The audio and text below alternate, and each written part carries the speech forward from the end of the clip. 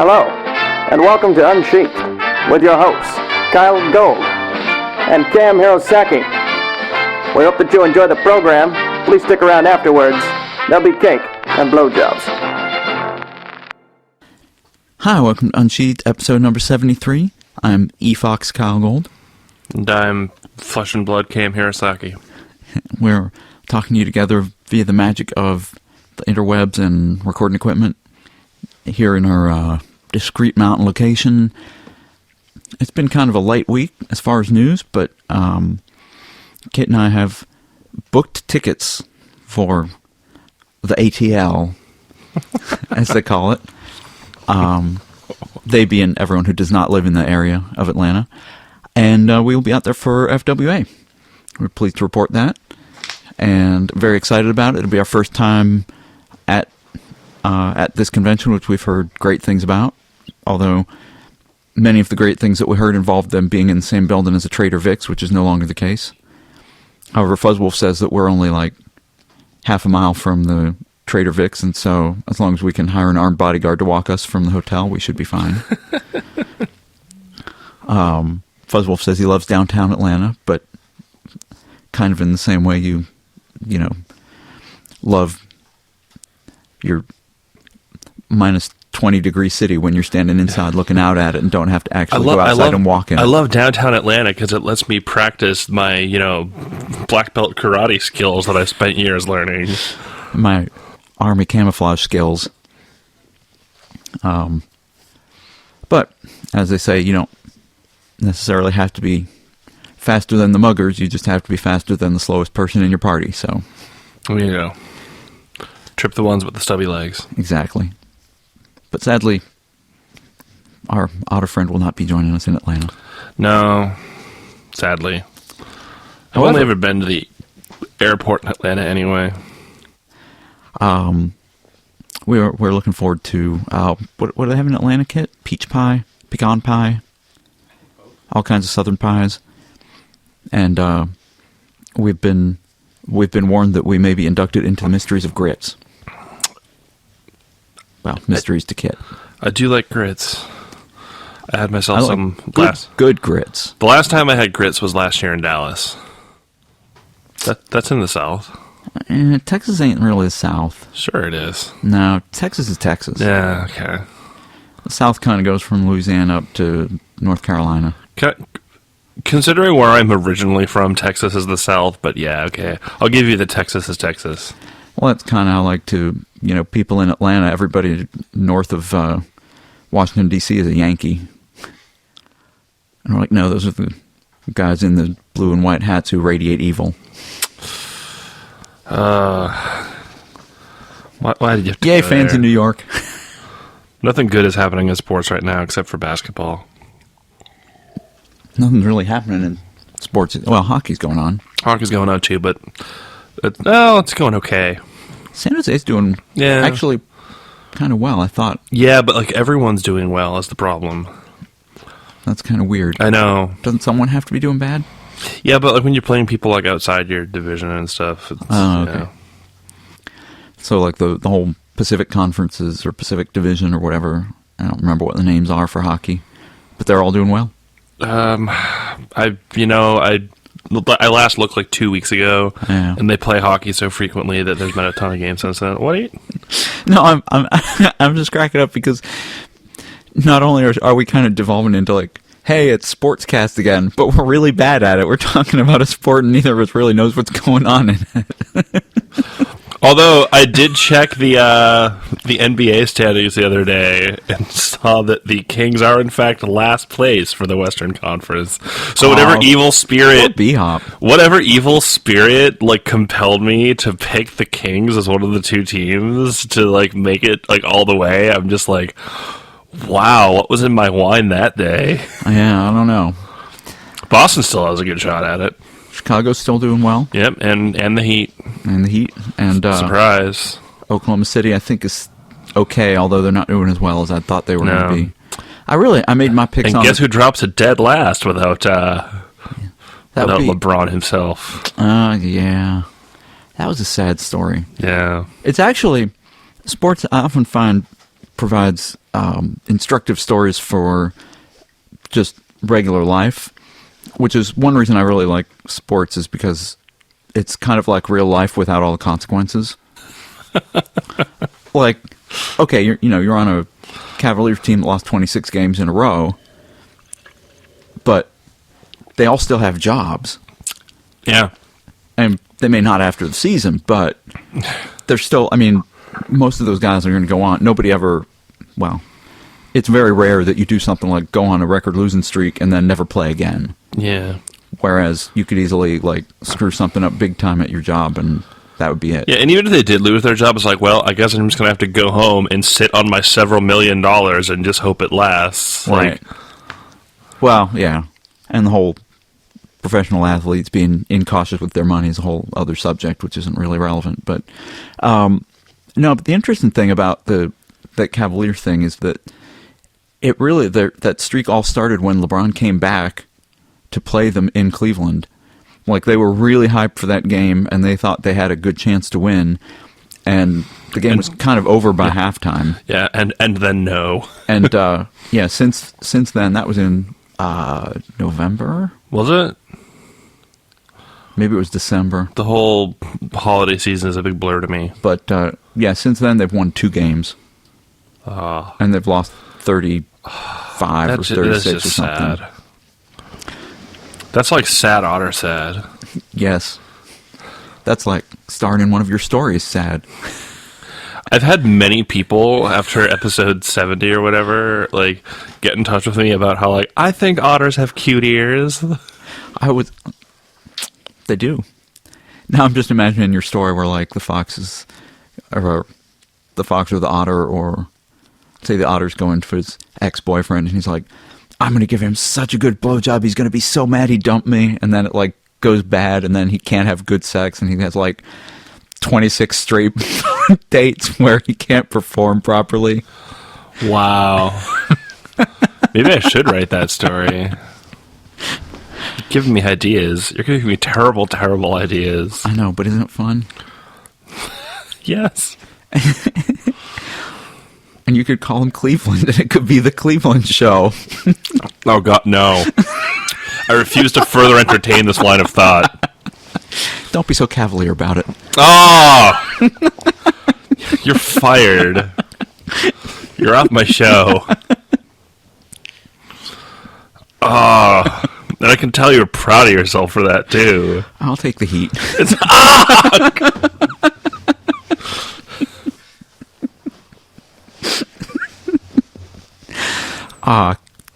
K.M.'s speechless now. He's like he's turning all otter red, and his little webby paws are just like making fists. And like, my eyes won't even like raise above my brow. I'm just like, he almost came across the mountain bunker at me. Well, no, I'm not that excited now. At me, not to me. Oh, yeah. So Kit has in more serious topics, Kit has called some headlines from the News of Publishing. I've partially documented my struggles to get my ebooks into a Borders store, partly pushed by a fan, which I much appreciate. He said that once they're in the Borders store, he'd love to recommend them, and so on. And so I've been working with Borders, this Canadian company called Kobo, who also power many other stores, and they have their own e-reader business and all that. But Borders contracted with them to do the Borders store. And after a lot of struggle, I will just say that from a publishing perspective, there's a reason that Amazon and Barnes & Noble are being successful. I got the books up there, and they still have not appeared in the Borders store, but we did hear, thanks to Kit, that Borders might be looking to declare bankruptcy, and that they are potentially planning to close about a third of their stores. And so I hope my fan out there still has a job. But, you know, when corporations declare bankruptcy, though, it's not like they go away. No, but when they close a store, it does go away. No, that's true. Which is kind of sad. but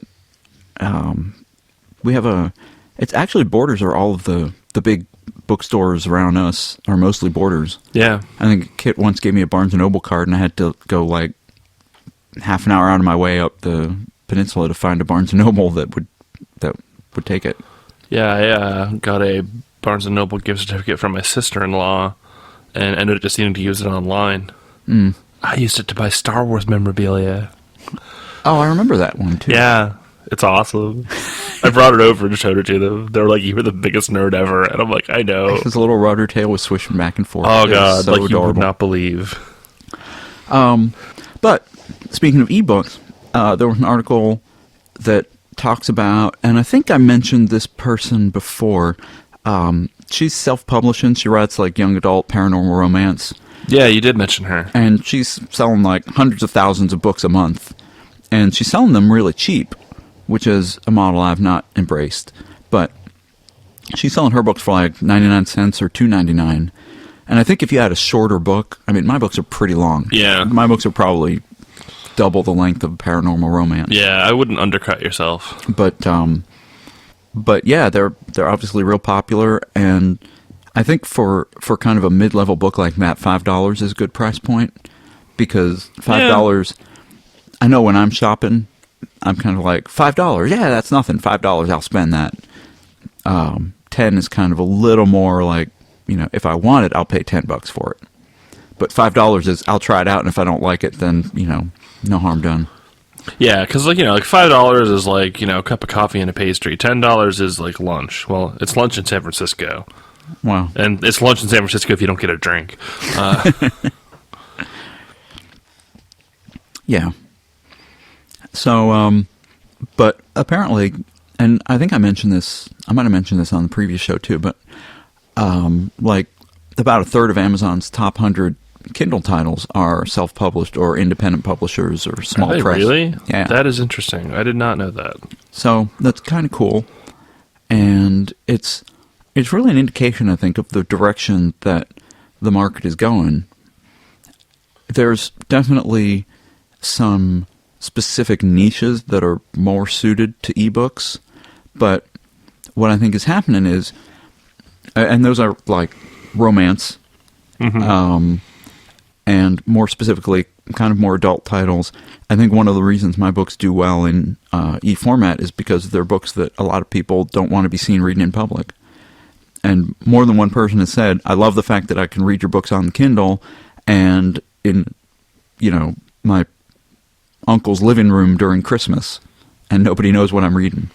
Yeah, but even, like, the covers of your books, like, nothing about, like, the cover screams, like, this is gay animal porn. Like, Well, no, but it is furry. And yeah, but it's like, I'm reading a book about animal people. people just a lot of people don't want to answer questions about furry, much less gay furry. I mean, it's unusual enough that people ask questions about it, and then it would lead to, it's not just a book about animal people. If you have to start talking about it, then they'll ask to read the back, and then they'll see the adult romance on the front, and people just don't want to get into that. Right. As Kit points out, you don't just pick up somebody's Kindle and like, hey, let me see what you got on your Kindle. But if it's just a book lying around, you'd pick it up and flip through it. What's a knot? What's a sheath? But in addition to that, one of the last articles here is e-readers are catching on with younger kids, and I think That surprises me. It's something where the publishers are seeing a jump in young adult ebooks, and it actually looks like this Christmas, Kindles and Nooks were popular Christmas presents from parents to kids. And I can kind of see that because... Yeah, that's true. Kids do like their gadgetry. Kids love gadgets, and parents want their kids to read. And so here's a gadget that basically all they can use it for is reading. We're going to trick you into reading by making it fun. Well, the final quote here is a woman saying, "There's something I'm not sure is entirely replaceable about having a stack of inviting books just waiting for your kids to grab. But I'm an avid believer that you need to find what excites your child about reading, so I'm all for it." Yeah, it's true. I still have not read an ebook myself. I've never actually just sat and read one. I bought one on the Kindle. I bought one from one of the authors that I follow online that I learned about through the Rainbow Awards a year or so ago. Mm-hmm.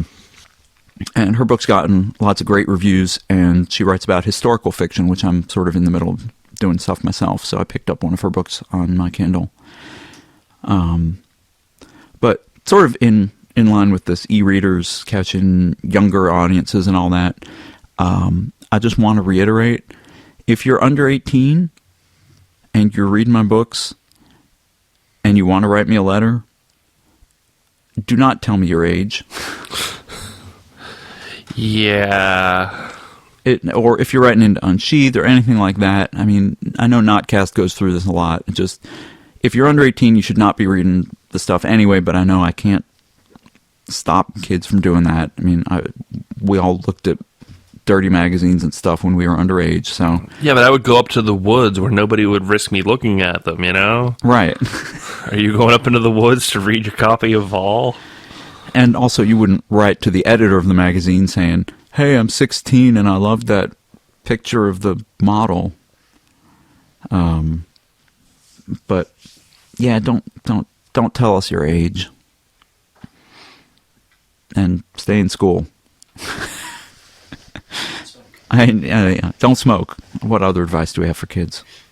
I was just thinking, don't sleep with someone just to make them like you, because it doesn't work. I was just thinking, like, in retrospect, it's like, wow, like, even when I was, like, a horny teenager sneaking out to, like, the woods to look at, like, some old, like, copy of Hustler that somebody found in a ditch, it's just like, even then I thought girl parts looked gross. So, like, I'm surprised it took me so long to figure things out. I just remember turning 18 and a bunch of my friends were like, "We're going to rent some porn now because we can." And that first one was, like, awesome, and then it just went downhill really fast from there. I must have mentioned on the show that I discovered that the best way to watch porn is to watch it, like, on rewind. Watching porn backwards is hilarious. Oh no, especially the cum shots. I will say that the adult version of the Canterbury Tales was one of the more entertaining porn movies I ever saw. They did include a lot of very amusing bits that were not overtly sexual. Mm-hmm. I'm trying to remember. I'm sure one of our listeners will write in, but I think it wasn't the miller's tale, but it was a tale about a miller. Okay. And his wife and daughter and two students come to stay at the mill, and they all, like, the old miller's sort of oblivious, and the two students end up having sex with his wife and daughter. But they'll have dinner together first, and the miller's just kind of stuffing his face, and the two students are sitting across from the wife and daughter, and the wife and daughter keep taking these sausages and licking sausages and carrots, and then the students, like, eat an orange, and wow, it was really amazingly funny. And also had, I think, the first interracial sex I ever saw on screen. Really? Yeah. Now I'm, like, picturing, like, doing, like, a furry parody of that, where, like, you're at the tables where he picks up, like, the bad dragon, like, griffin dildo or something. These are amusing sausage molds you've been using. What's the worst written? Intentionally bad, or like we wrote it to go really poorly, like the sex went really awkwardly, or we. Like the awkward off the table. I was gonna say there is the dinner conversation in Deck the Howls. Yeah. Which has the tossing salad line. Yes. Which does kind of read like a stupid teenager trying to get a rise out of his friend. It's like I wrote a sex scene where somebody, like, falls off the bed, like, while trying to mount his boyfriend. I didn't actually write the sex scene, but I wrote somebody talking about a sexual encounter where the other party fell asleep in the middle of it.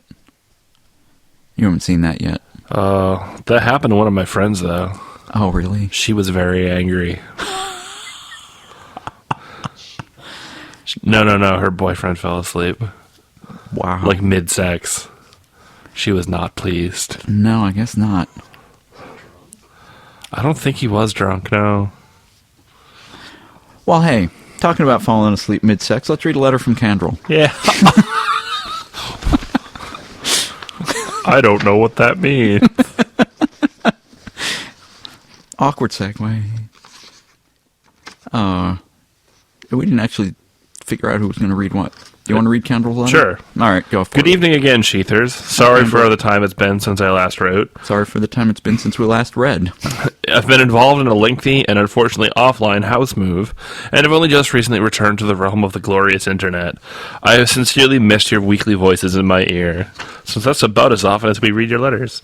In the meantime, I've had little else to occupy my time with than rereading my old favorite novels of mine and attempting to imitate some of my favorite qualities of those authors whose work I idolize.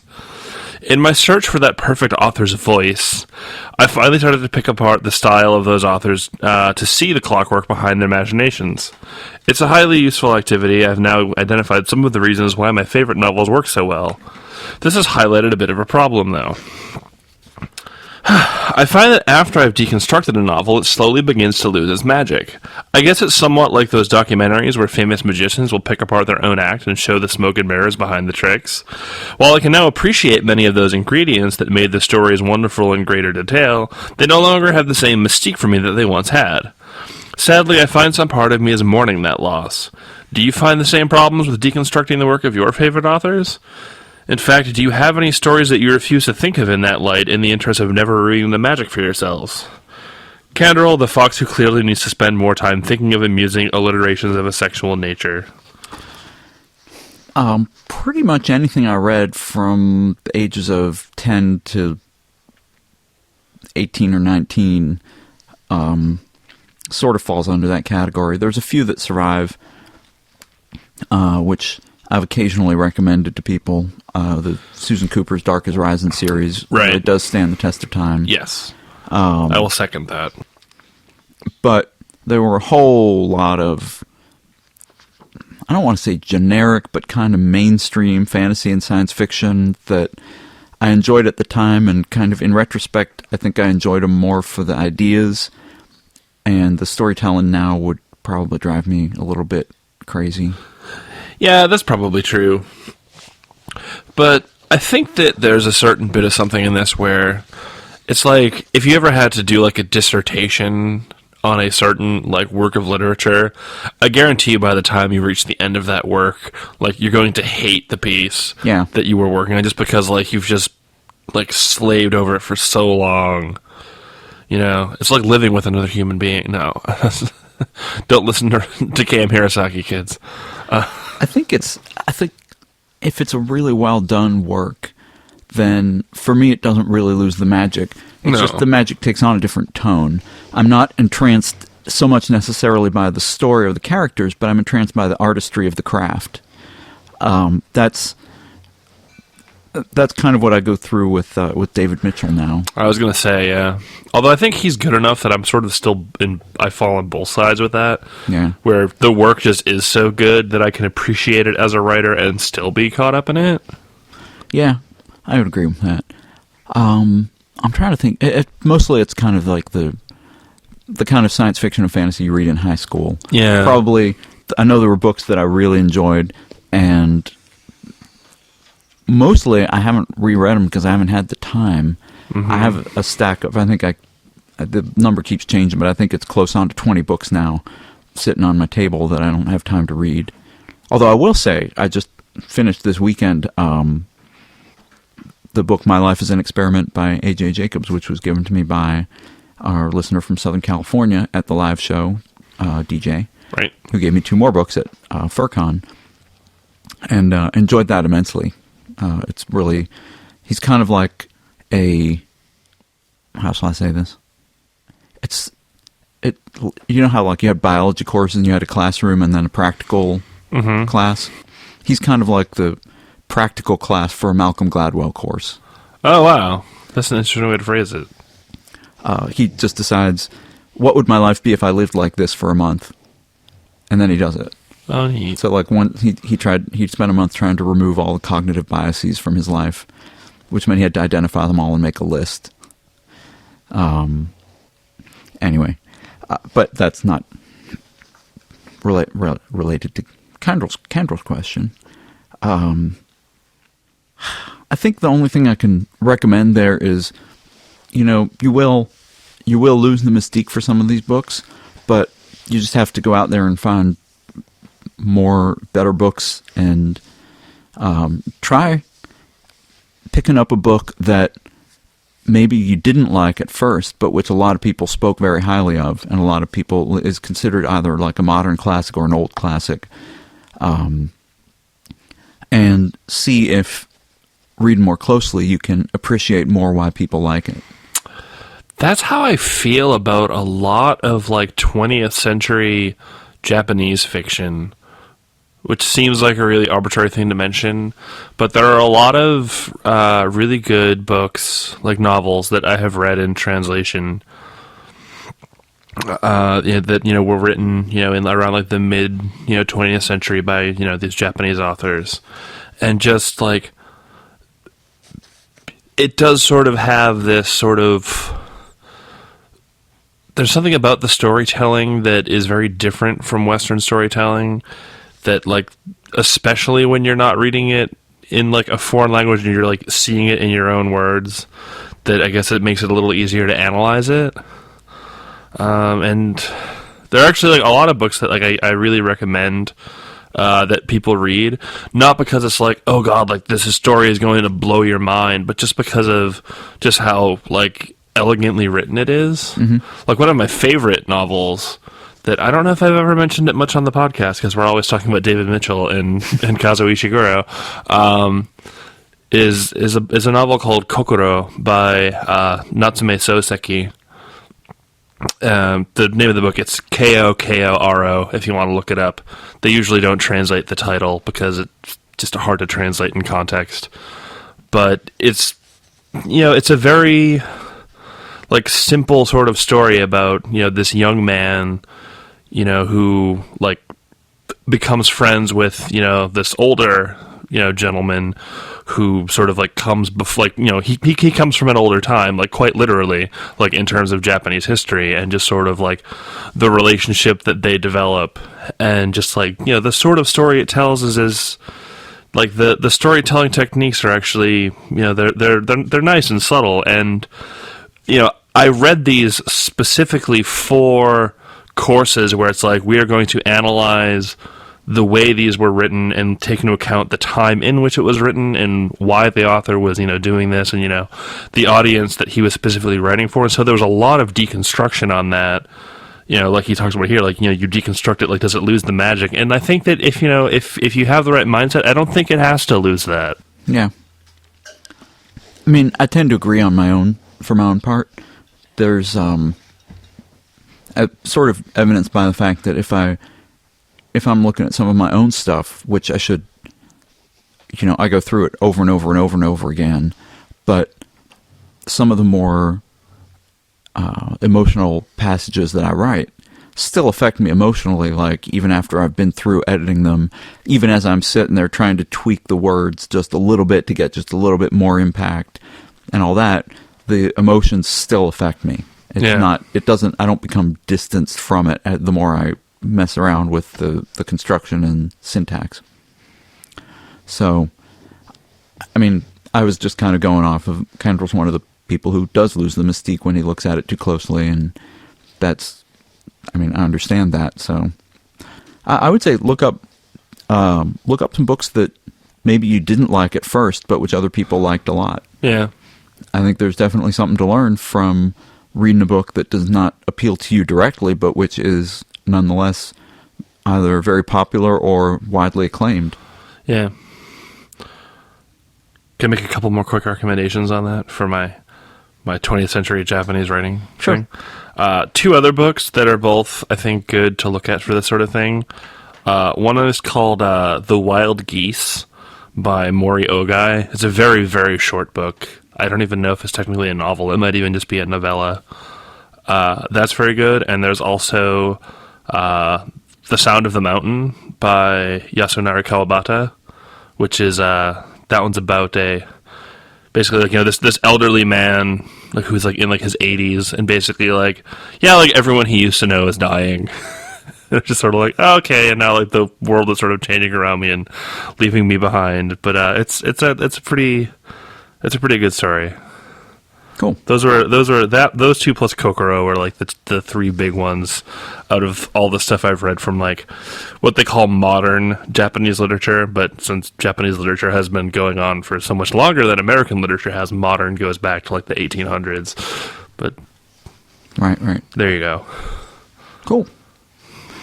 We get asked for book recommendations every now and then. Yeah, so I figured I'd toss those out there. I had a post in my live journal from December called Stuff to Read Over the Holidays, and it has a bunch of book recommendations in it, which I just forwarded to somebody. I got a shout on my FA page from someone who just finished Cloud Atlas and loved it, so yay! He wanted more recommendations. I'm like, yay, more people converted to David Mitchell. I think some of these people should really, give us shouts out. But yeah, the first one I mentioned there, Kokoro by Natsume Soseki, I think that's probably the book that I have given most frequently as a gift to people. I think I've given it to 3 or 4 of my friends. Did I give you a copy? I don't believe so. Have I never given you I should give you a copy. Well, no, don't tell me now. What? Now it won't be a surprise. I'll give it to you in 2 years when you've forgotten. Okay. Or after I've gotten real drunk and forgotten. No, that's backwards.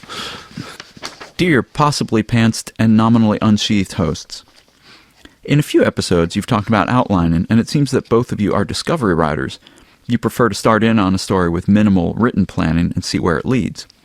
While you don't disparage outlining, it does seem like you don't give it too much mention since it's less a part of your own writing processes. This is true. As far as I can tell, professional writers seem to be roughly split between outline and discovery techniques. Would you say that's the case, or there's a clear majority of one school? I'll pause the letter to answer that. Generally,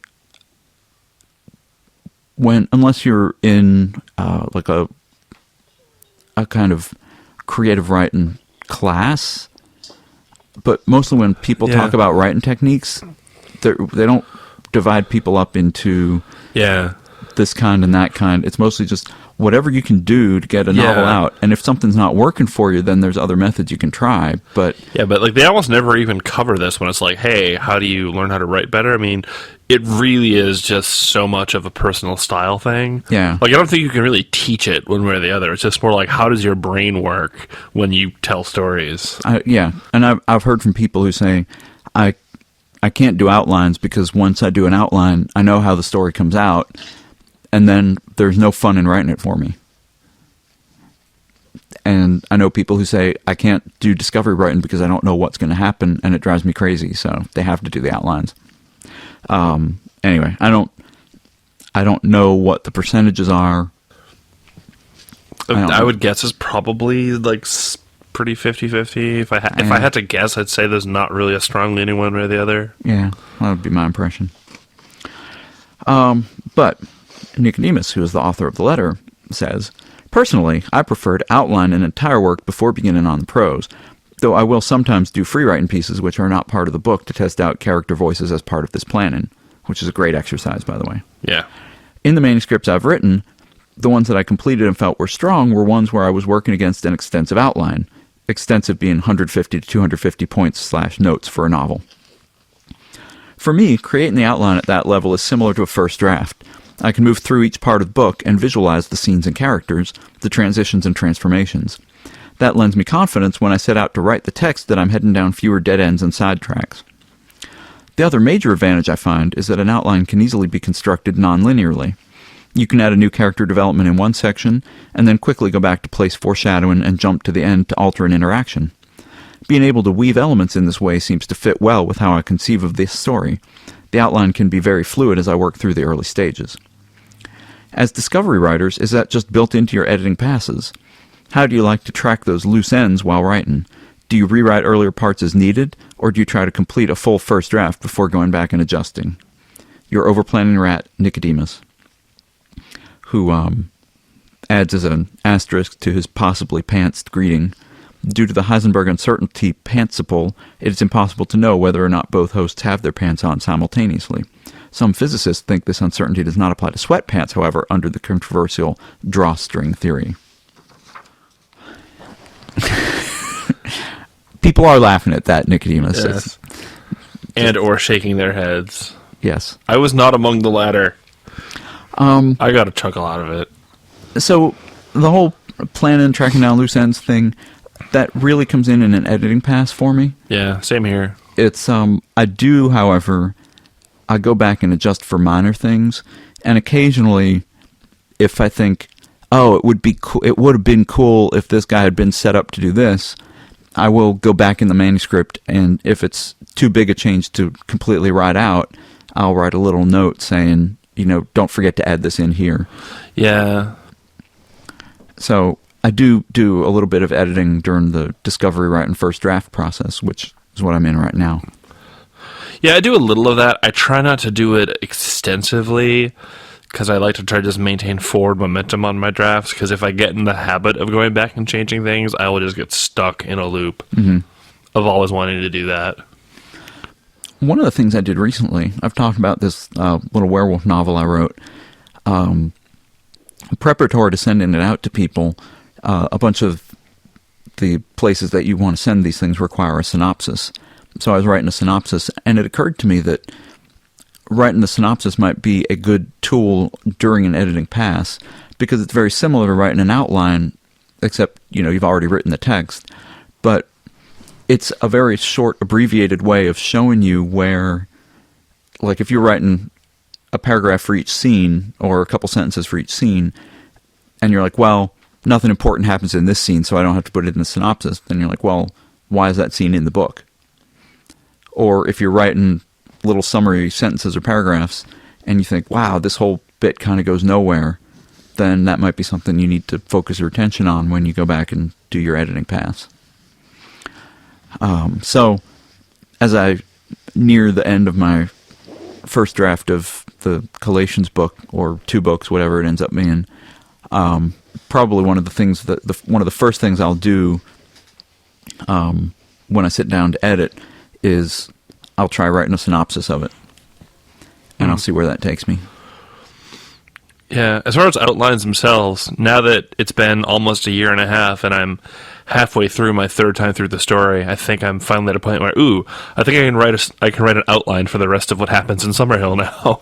Yeah? Which I might actually end up doing later tonight, is just sitting down, because I pretty much know everything that's going to happen for the rest of the story, and I think that just writing that down in an outline form that I can follow, it's worked with me with longer works in the past, where I'll be on my rewrite of a full draft, and I'll be about halfway through, and then my brain's okay, I'm starting to get a visual image of what this all should look like if all goes according to plan. So I think I'll do that, and because that'll help me better examine what, if any, holes are still there, and what else, if anything, I need to throw in order to spackle over that. Yeah, normally I get about a third of the way into a discovery writing, and then I have to write a kind of high-level outline for the rest of the book, just to give myself something to write towards. With this Collations thing, first of all, I think it might end up being 2 books, but secondly, I didn't really do that until I got near the end, and then I had about 20 scenes to go, or I realized I was getting towards the end, and I wanted to get everything sorted out in my head so I didn't lose track of stuff, because there's 4 or 5 different little plot threads that I keep forgetting about. So I wrote down the last 22 scenes, and I have 13 left, and I've already changed what one of them was. I was like, this is supposed to happen down here, but no, it makes more sense for it to happen up here, so I just wrote it that way. So I'm still kind of discovery writing, but with more of a structure. There is at least one major plot point left with Summerhill that I'm not entirely sure how I'm going to resolve. And one of them is but if I do it this way, it'll leave it really open-ended. And I'm like, no, I don't want to write another book in this series. But I don't know. I might not have a choice in that. Hey, you've got another 3 years. Well, it's all stuff that has to do with Catherine, who didn't have the fully fleshed out backstory the first few times through. And now that she does have a fully fleshed out backstory, there's a bunch of stuff going on with her that I don't know can get resolved in the course of telling the rest of Summerhill's story. Maybe it doesn't. That bitch. Yay. High five. Yeah. But I will do my best to wrap it up satisfactorily. Oh, I'm sure you will. Yes. So, I mean, in answer to your question, I think that's just something that comes in during the editing. Yeah. I like the comparison of the outline being like your first draft from a high level. Yeah. And I know a lot of people who really need those signposts to write around or to write through as you're doing your draft. Or betwixt. Right. My problem is, in order to, I discover so much about the characters and the plot as I'm writing that I couldn't make an effective outline beforehand. I would have to think way too much about the story, and then as I was writing, the ideas would all change anyway. So, for me, I have this high level thing in mind where I knew where this was headed, and I'm writing towards that, and then there's usually one character who was not supposed to be part of the story, but who I started writing about, and he pushed himself in, which happened in this book too. My Irish sorcerer. Yay. He's Irish. And it's partly, I will admit, it's because I liked hearing all his dialogue in my head in an Irish accent. I'll have to read you that little, I wrote a little bit that it's a really cool thing he said, and then I say it in the accent, and I don't have it here. He's talking about why his family left Ireland. I think I mentioned that, didn't I? I mentioned something about the potato famine, how there were two potato famines. Yes. There was one in the 41, and then there was one in the mid-1840s.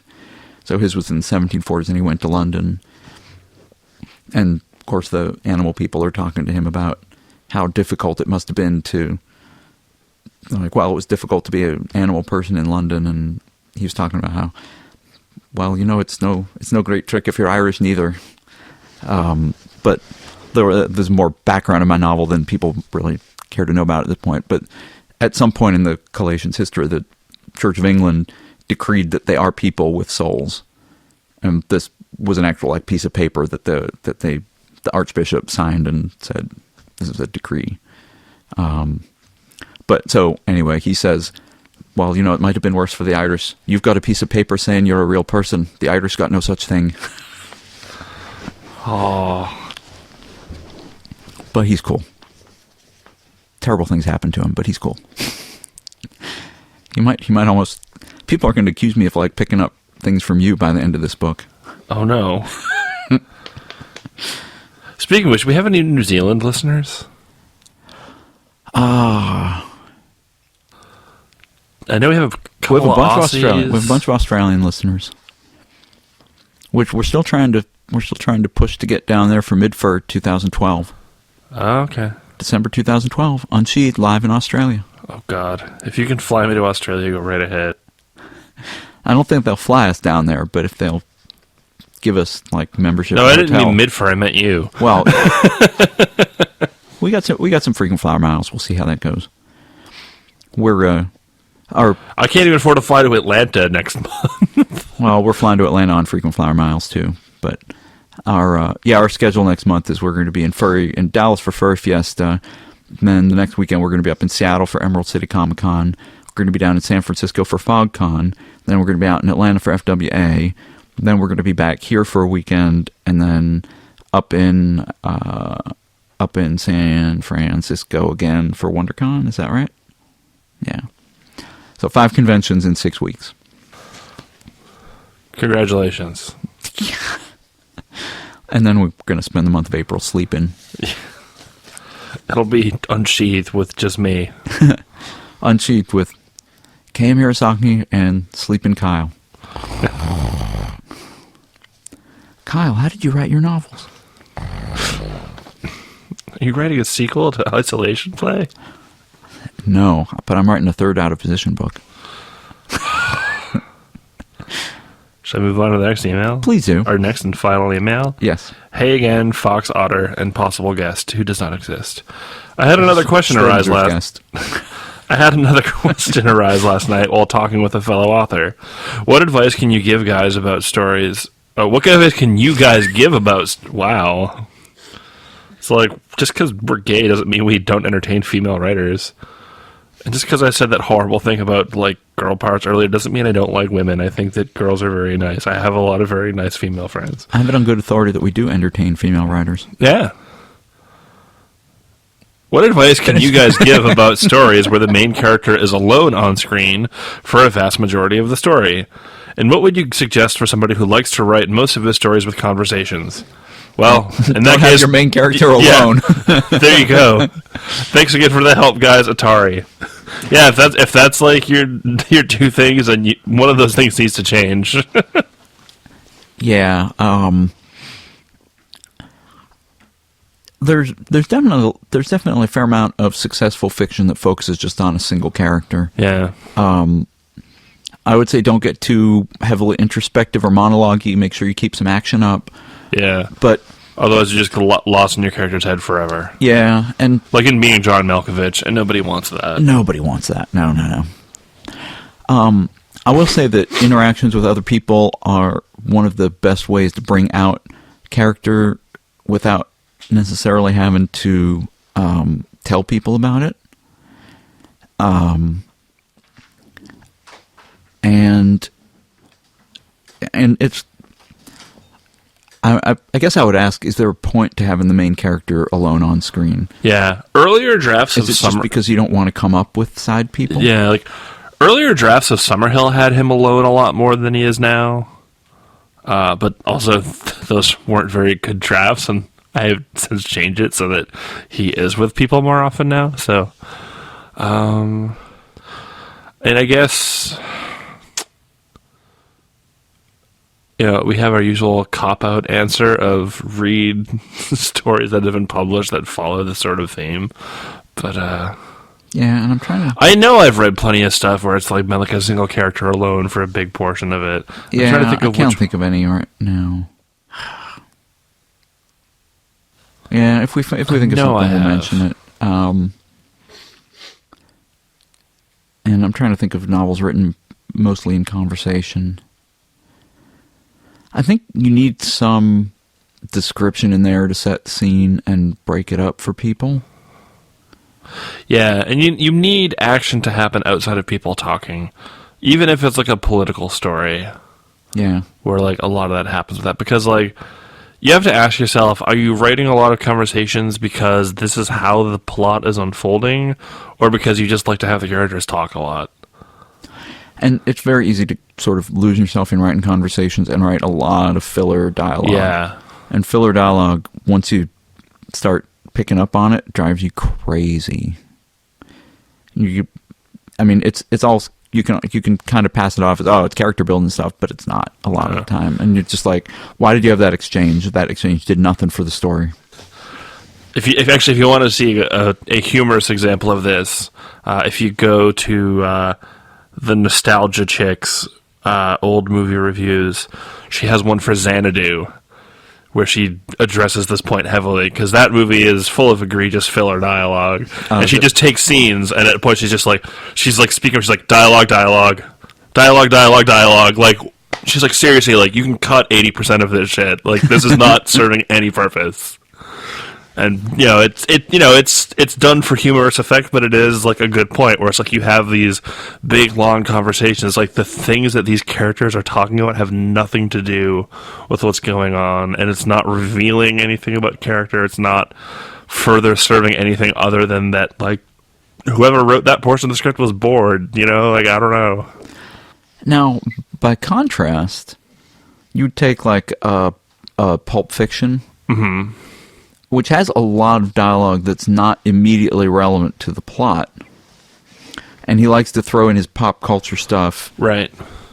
But he throws it in judiciously. He makes it interesting.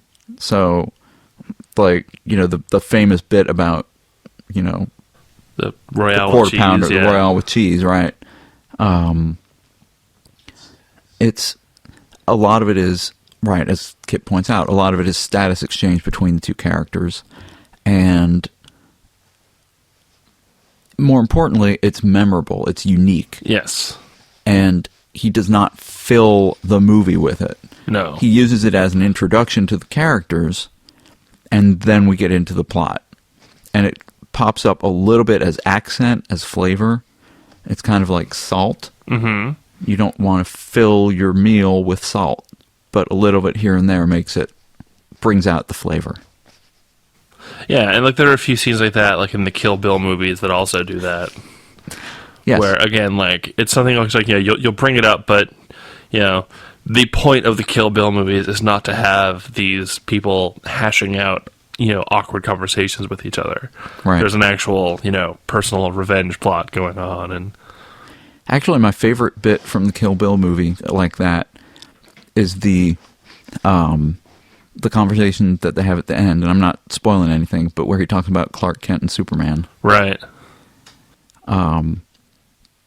So I'm not going to ruin it for anyone, but if you haven't watched the Kill Bill movies, you should watch them, and the Clark Kent Superman conversation is actually really interesting. I really liked the bit where Daryl Hannah's character is reiterating a scene, and like she is in the scene that she's talking about, and so like she'll like say a line and then she'll narrate over like what she just said. Like to this sort of like self-indulgent awkward effect, which I think is pretty funny. Oh yeah. No, he does great stuff actually. And I don't know if we have time to talk about it now, but we did, all three of us, see True Grit the other night. We did. And we recommend it. We do. And I've heard from more than one source that the book is actually quite good. So that I don't think I realized it was a book. Yeah. Until so I may it may go on my list, or maybe I'll buy it on my Kindle. Uh-huh. There you go.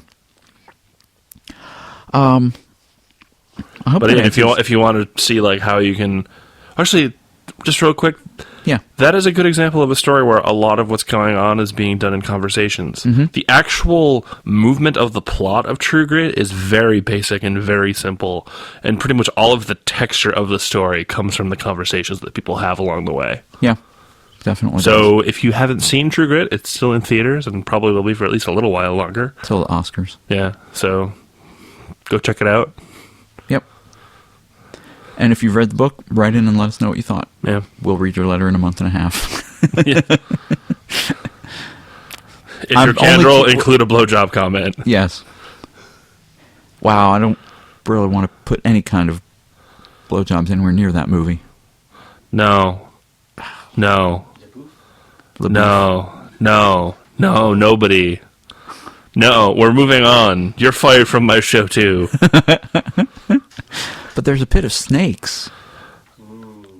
And then the character falls into this dark pit and comes away not completely unscathed. All right. Oh, the Freudian implications of that. Remember, sometimes a cigar is just a giant vagina in the desert that swallows men whole. Thank you for listening to this episode of Unsheathed. Thank you for writing in. Our email address is unsheathedpodcast@gmail.com. If you would like to follow me, I am Kyle Gold on Twitter. I am at kylegold.livejournal.com. And on FA, I'm just Kyell. And I'm just K.M. Hirosaki and all of those things that Kyle just listed. And if you feel the urge to write and ask me if there's going to be another book in the Out of Position Isolation Play series, the answer is yes. And I don't have anything that people are asking me about. Well, that's because you haven't finished Summerhill yet. Once Summerhill's out, people are going to ask if there's going to be a Catherine book. A whole ton of people keep saying, like, I will buy Summerhill as soon as it comes out. And I'm like, I hope you're not joking, because I want this to have been worth something. Oh, it will be. Well, good night, everyone, and keep writing. We love you.